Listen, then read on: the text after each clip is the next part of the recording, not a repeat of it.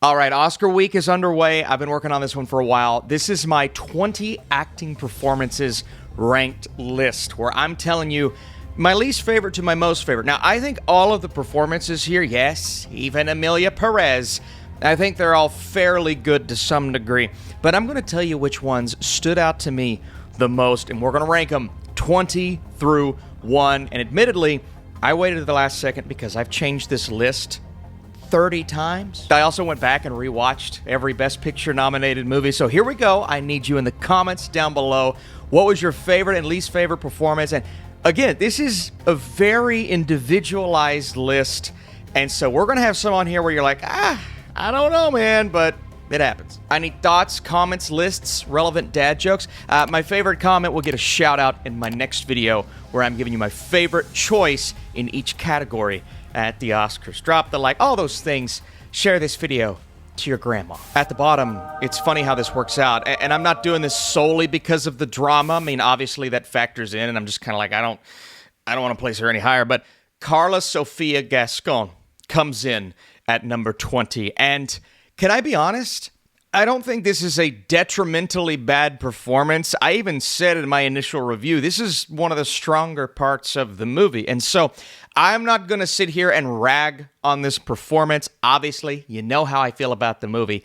Not good. There's always a select group of people that get mad at that, so I got to keep the gag going. It's a bad movie. But just because it's bad doesn't mean this performance is bad or some others that we're going to talk about, obviously. This is one of those performances that I watch, and I'm like, that is a serviceable lead performance. Obviously, the whole movie revolves around Gascon's character, like the plot, the story, where the arc goes. And I do think the script fails really most people involved with this film. So it's hard to judge her solely, but at the end of the day, I'm watching this movie going, this doesn't stick out. And frankly, and I'm going to be doing my own award show, this wouldn't have come near my top 5 best actress. So, you know. Next up, we're moving into the supporting category, Isabella Rossellini from Conclave. This isn't, again, it's not a bad performance. She's actually really good when she has screen time, but her character arc never fully hit, mostly because she's such a background part of this movie.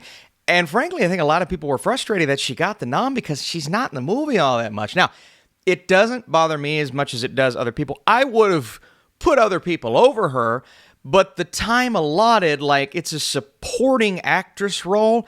So I'm not pissed that she's not in the movie all that much because it's kind of the definition of a supporting actress. But if you measure the impact based on the amount of time, I don't know if it was impactful enough to make my top 5 in that category or even my top 15 on this list. So good, not great, not as good as the other 18. Next up, I've backtracked on this a little bit since I first watched the film because, again, I watched it for a second time. I don't think Zoe Saldana is bad at all in Emilia Perez. Frankly, she is by far the best part of a bad movie. But the more I look into this, and the second time I was watching, I'm like, man, this script is really failing her. And there are times during the songs where she is just full of passion and emotion. I'm like, this is what she's doing is awesome right now. There are other times where she's spouting out dialogue that is just so awkward and cringeworthy, and there's a moment in one of the songs where she does something, I'm just like, I think there were times where the director could have stepped in and told her to kind of stick to the tone a bit better or come across a different way. I felt that about Selena Gomez as well. But you look at it as a whole, and I just don't think her being this low on my personal list is her fault. It is a weaker supporting actress category than we've seen. Like, there's not one where I'm like, oh my God, I do have a favorite, but I'm not saying she was head and shoulders above Zoe Saldana. They're all fairly close, but this didn't stir me or move me clearly as much as it did other voters in pretty much every awards show. So maybe I'm on my own little island, but I look at the other supporting actress nominees, and I'm just like, they impacted me more emotionally, so I have to put them higher. Part of it is the film, but then part of it is the performance could have been tweaked, maybe. I don't know, man. It's a bad script. Next up, we have Edward Norton. It feels weird putting Edward Norton this low because he is one of the better actors of these 20 that we're talking about. But I have to put him a little lower because his character, and I get it, he's a supporting actor, so it's hard to pit these against each other, but it's also fun. He's playing a real-life individual, a more quiet character with a very quiet presence, and, you know, pitting him up against Timothée Chalamet as Bob Dylan in this movie, it's almost unfair because Bob Dylan just has so much more to do. I'm not going to say emotionally, because Dylan is who he is, but there are some sequences where Norton's character is kind of overshadowed. As good of an actor as he is, he didn't have that moment where I'm like, man, Edward Norton is a shoo-in for a nomination. Now, I knew he was getting nominated, but first watching this movie, I'm thinking, okay, there's a chance we'll have to see who else is in this category this year. And so, not a standout, but really low, but really good. Then we have Monica Barbaro, and again, I wouldn't have nominated her personally, but she was gaining steam at the end, lots of traction coming into that nomination day, and I'm sitting here going, you know what? Like, I wasn't thinking about it while I was watching the movie, but the more I reflected on A Complete Unknown and then watching it again, I'm like, man, she is really good in this film. It is hard, again, to hold a candle to the main character of a movie where it revolves around him and a performance as good as Chalamet's, okay? But she holds a candle to him when she's on screen. There are parts of this film that don't include her at all, and I think that's why you're going to see some of these supporting performances are a little lower, just because, again, screen time is important. Now, impact is also important, and you have to weigh that. So some of these supporting performances are higher. But Joan's character was probably as good as she could have been given her role in this movie, thanks to Barbaro's performance. And that is a really cool thing to say. So surprised she got in, but I was actually pretty happy with it. So I'm just going to tell you right now, Igor was one of my favorite characters of last year. It's hard when you're weighing these performances against each other with these top-tier actors because it's like, I want to put Yura Borisov as Igor higher, but I'm looking at the ones I put above it, and I'm like, man, that may either be a more impactful performance or a more surprising performance, or there's a little more range there. And don't get me wrong, Igor is a character that had way more range than I expected. Once he first showed up, I'm like, it's going to be a very one-dimensional. But no, he adds a lot to it. And I think that's why he got that Oscar nomination, because this performance was so out of the blue good, and there's such an emotional connection to his character in the story. Now, I'm putting him a little lower because there is a level that some of these other actors hit that Yura didn't quite make it to, or there's a dynamic to the characters above him that are a little more intriguing from an acting perspective. But just thinking, like, which character was I really surprised by and connected to? Igor would be one of those, for sure. And so putting him lower on this list isn't a detriment. It's actually pretty cool because I've never seen this guy before in my life, and the fact that he's that good is great. All right, this one's going to stun you. You ready? Ralph Fiennes in Conclave. The reason why, I know it's low, right? The reason why he's lower on my personal list is because this is an understated performance, and again, there's going to be some understated performances high on this list, but I look at Conclave as a movie that, and I believe this has been reflected in the voting recently, like the SAG Ensemble Award, that is much more of an ensemble, like impressive on that level, how all of the actors are bouncing off of each other, rather than this is a one-man show or this is a supporting performance that takes my breath away. Ralph Fiennes is great in this film, and frankly, he probably deserved his Oscar nomination. But Conclave is such an ensemble movie. Like, it makes so much, that's why I thought it would win PGA, personally, but it makes so much sense for it to win the SAG Ensemble Award, and for Ralph Fiennes not to get individually noticed maybe as much as you would have thought when you first saw this trailer. That's why he's lower. It's understated. It's great. A couple great emotional moments at the end, but he didn't impact me as much as the others above him. This was tough because he's one of my favorite actors. I know what you're thinking. Austin, how could you put Felicity Jones above Ralph Fiennes because she was only in the second half of the film? Well, the second half of The Brutalist is like 7 hours long, so okay, I'm kidding. But she was in a lot of the movie technically, so definitely supporting because she's only in about half of the film, even though you get that voiceover at the beginning. But man, when she came on screen, I was riveted from the moment she got there. And it's a quiet, like emotionally quiet. You're sort of realizing where she stands. I thought it would be more of like a sympathetic type of performance, but she comes in, stands her ground, and like matches up to some of these other characters, specifically Adrien Brody, when they're going back and forth. And so I'm really impressed with Felicity Jones. For those, I've seen some people say she doesn't deserve her nomination because, well, she's in half the movie, this and that. I'm like, I don't know. This is the best I've ever seen Felicity Jones.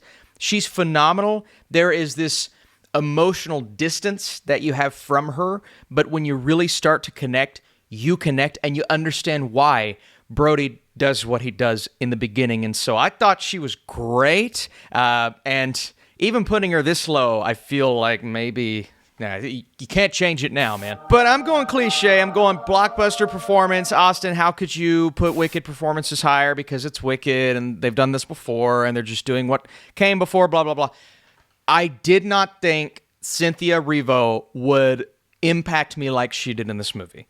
I just didn't think that I would connect to her on this level. And when she's belting it out at the end, really all throughout with the music, I was like enamored with her on a level, and not that I didn't think she could do a good job. I just didn't really know anything about Wicked, and I'm like, I don't know if I'm going to connect to these characters. I don't know if I'm going to care about this. It is a well-directed, well-produced, all this stuff. But the reason why this movie works is basically because of the performances, and the two performances at its center, the core of the movie, the heart, revolve around Cynthia Erivo and Ariana Grande, and Erivo being the lead. I know it's crazy I'm putting Grande above her. Being the lead, I thought she carried a lot of that weight on her shoulders. She carries most of the weight on her shoulders. I just maybe wasn't as surprised by her as I was Grande, but Erivo was excellent. The songs were excellent. I believe she is held back by the script at times that does kind of include those cliches, conventions that we see in a lot of blockbuster movies. But all in all, Erivo was really good. Okay, I think this is where I'm going to get the most pushback. I have Kieran Culkin in my next spot. And look, Culkin's going to win. No doubt in my mind. Culkin's a phenomenal actor, by the way. He's one of my favorite on-screen television performances of all time in succession. And for me to say this performance is similar, well, okay, I will say that. It is similar-ish to Succession, but it's a very different character with different character traits that just operates in similar ways as Culkin does in Succession. Now, admittedly, part of my brain couldn't let that go while I was watching A Real Pain for the first time, but I did a better job the second time around. Like, okay, he's a very different guy. He's doing this, and this. And there are things about him that if you really dive in and dig in, like I was able to the second time around, I don't think I liked the movie anymore. I liked A Real Pain, didn't love it, but I got a little more out of his performance and really started to separate that from Succession because, again, those character traits are so individualized, and he does a great job of that in Succession. I don't know if Eisenberg is that director on the level of, I'm going to get the best possible performance out of you that I can. I believe Culkin is giving one of his best performances, but maybe he could have pushed it even further with, like, and this is such a cheap thing to say, but with like a Scorsese or Denis Villeneuve, like someone who could have just ripped that right out of him. And that's partially why I have some of these other performances in front of him. And I connected to some of these others, even though there is a distant emotional connection to be had. I mean, obviously there's that wall between he and us, between he and Eisenberg. You have to chip away at that. And so it's layered. I'm not saying it's not layered.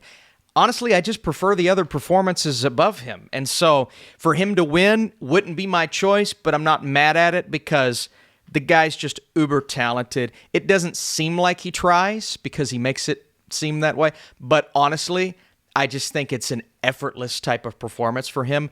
And that's just as cool. All right, now we've got the other side of the Wicked coin, that is Ariana Grande. For me, it's just the shock factor. Like, okay, Victorious fans and stans, I was there on day one. I always saw her as an actress before a singer, even though she's a phenomenal singer.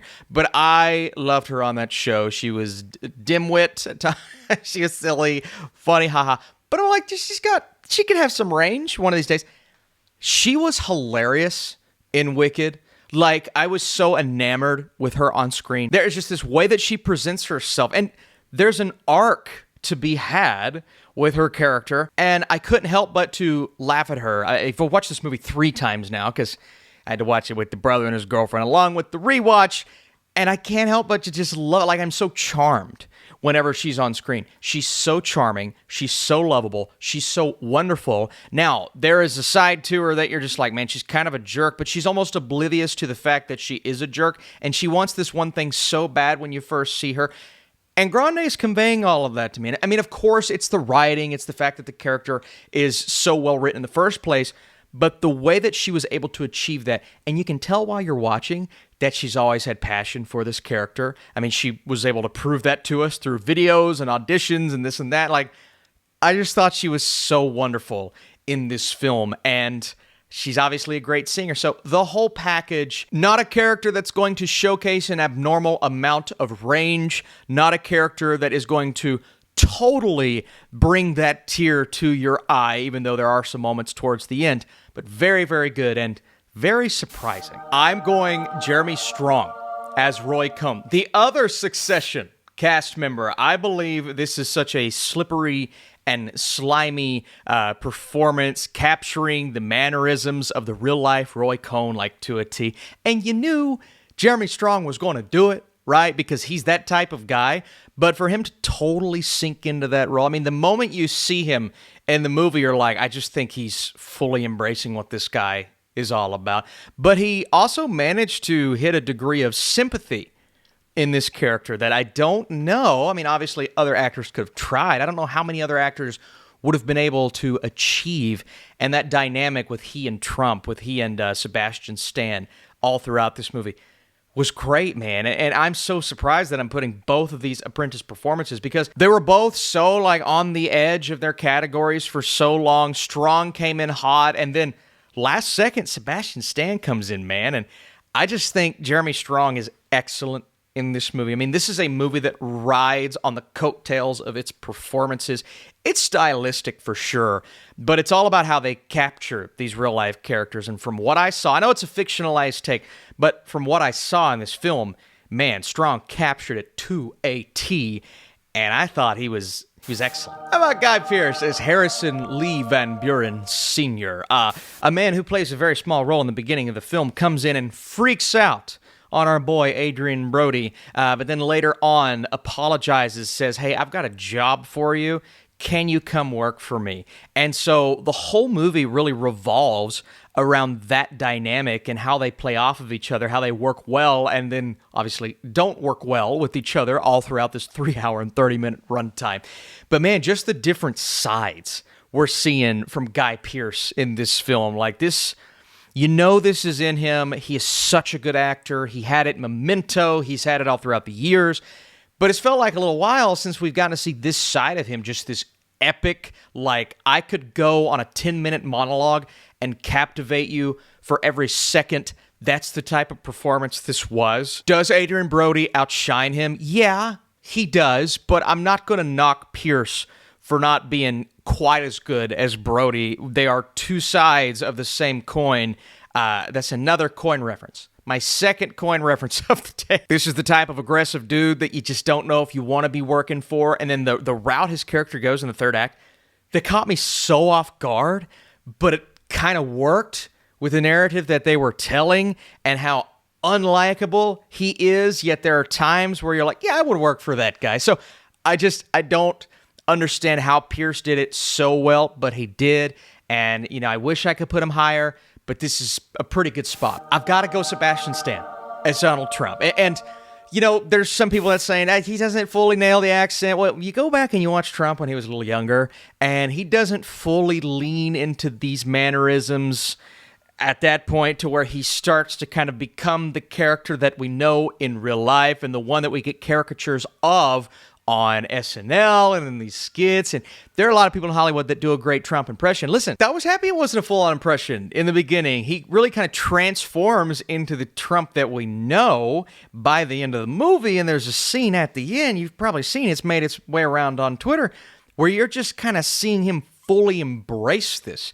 And there are times in the movie where I'm thinking, I don't know if he went off book or off script for that.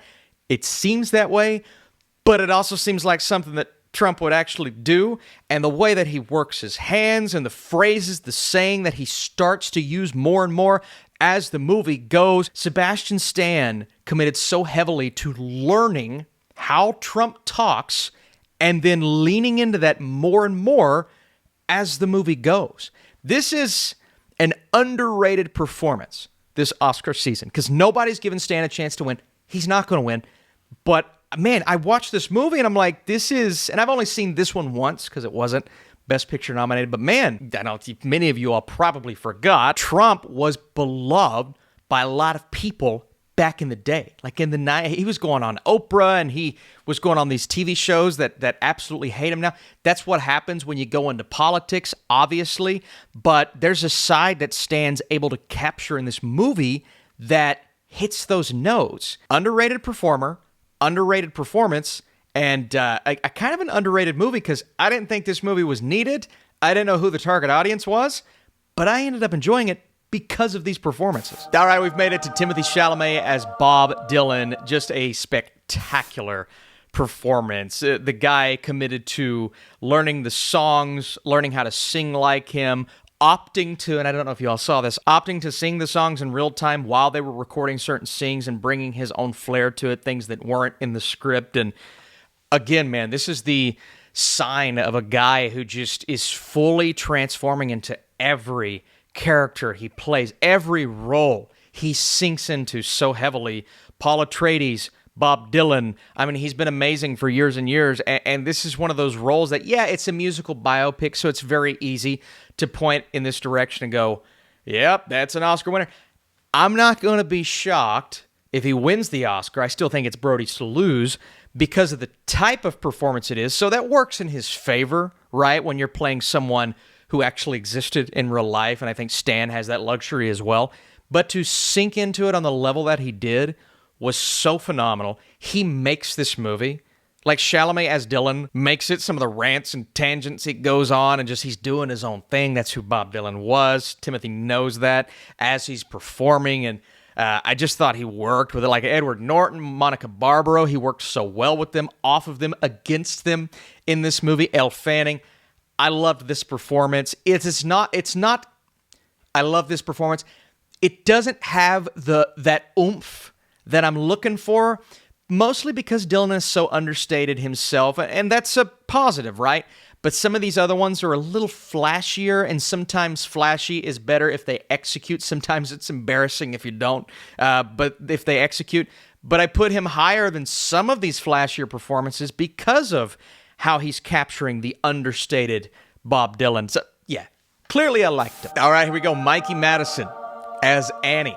Some of you are going to be surprised because she's like consensus. Oh my God, she's amazing. Top tier, top 3, this and that. And I agree.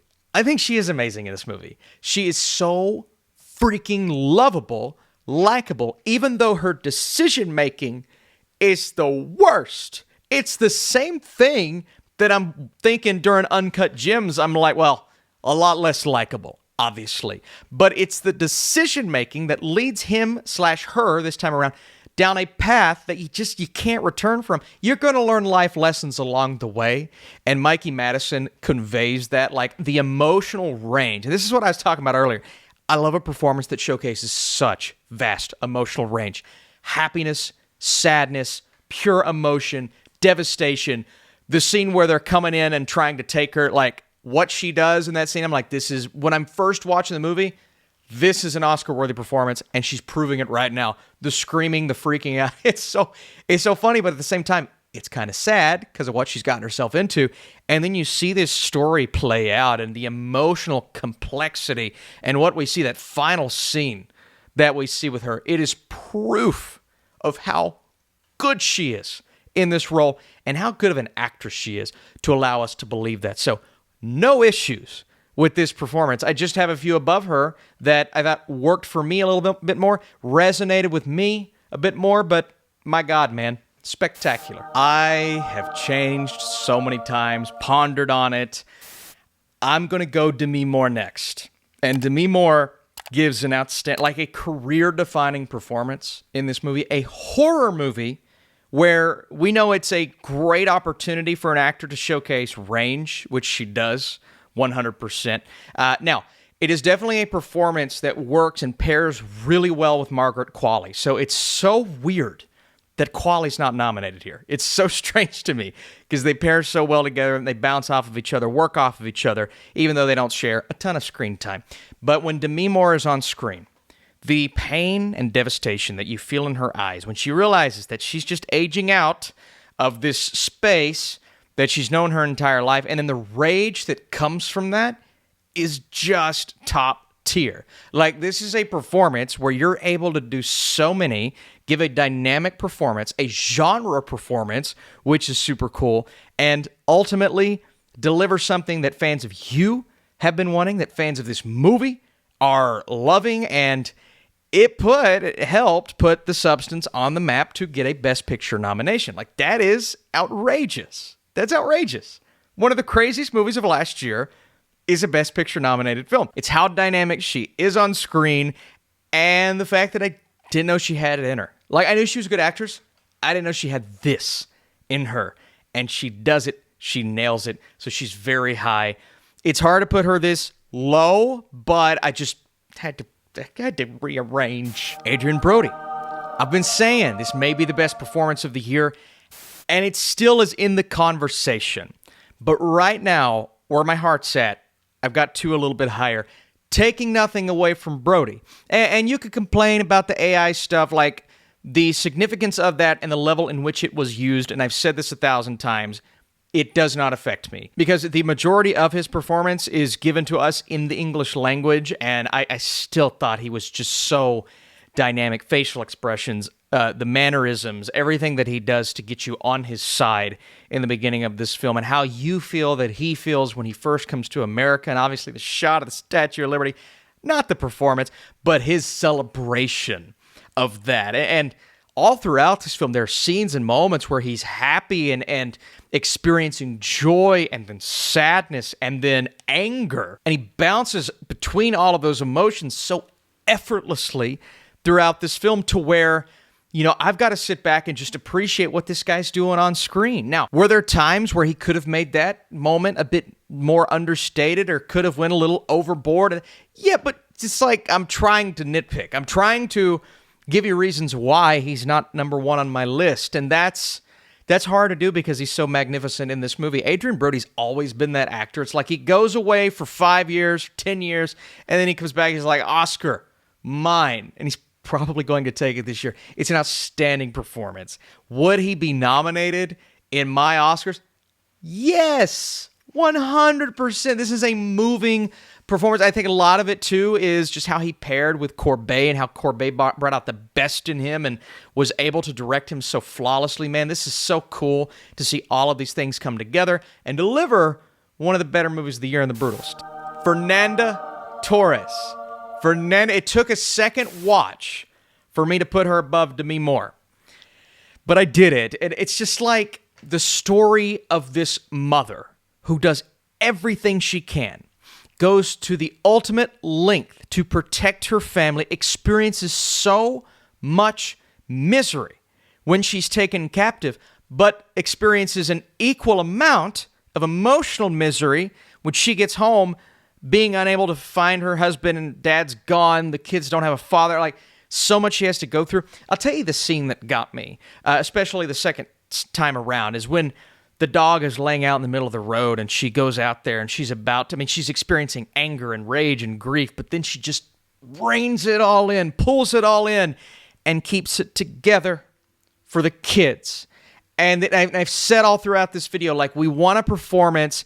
If you want a performance that isn't super flashy, because I don't think Torres gives the most flashy performance of all of these, but it's definitely up there in terms of emotional range and how she holds it in, and how when she lets it out, you can feel it and you can tell she's been holding it in. But when she holds it in, that's, to me, when she was most effective. And man, for her to convey all of, like, I'm getting chills just talking about it, for her to convey all of that with a movie that is based around true events, so devastating, so sad, to have all of these kids, to have to keep it together for the kids, to keep the family together, to keep things from them, and for you to see that devastation in her eyes, man, that is the definition of a magnificent, a powerhouse performance. And I think Fernanda Torres is powerhouse in this movie, man. It's part of the reason why I loved it so much. It's part of the reason why I believe it got a Best Picture nomination. She is unbelievable.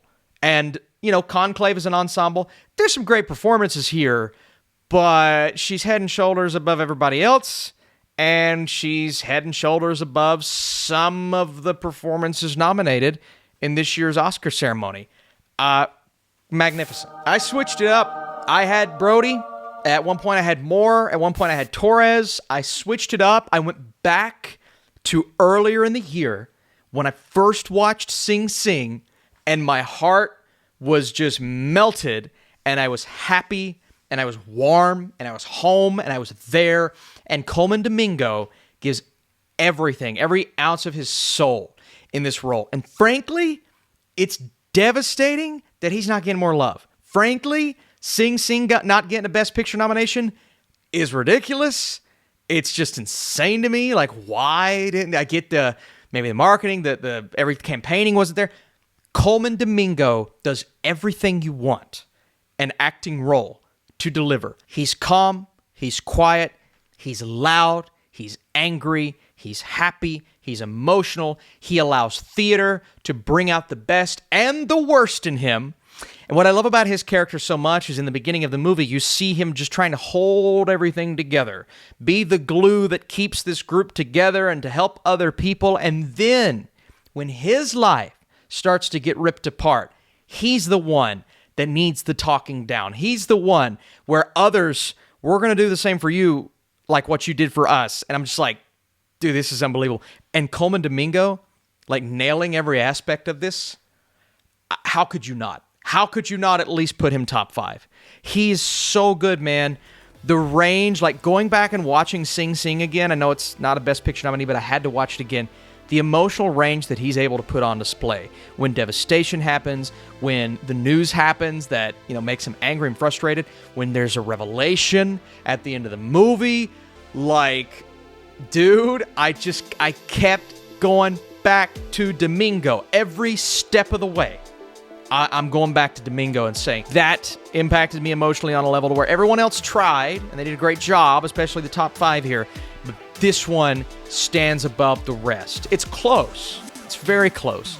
But Domingo is the character that I go back to, captured so effortlessly by this performance that I just fall in love with when I think about how he executed him, man. And he's always been this actor, like this caliber of actor. This was the role for me where I'm like, he might be top 5 in the game right now. He might be that good. And so, Coleman Domingo, my number 1. Even a shock to me. Like 3 days ago, he was not my number 1. So, very happy with this list. Very happy with most of these performers getting a nomination. But I want to know, where do you fall? Where do you stand? What's the best? What's the worst? Is my list the worst? All right. Thanks so much for watching. Appreciate it big time. And I'll see you very soon.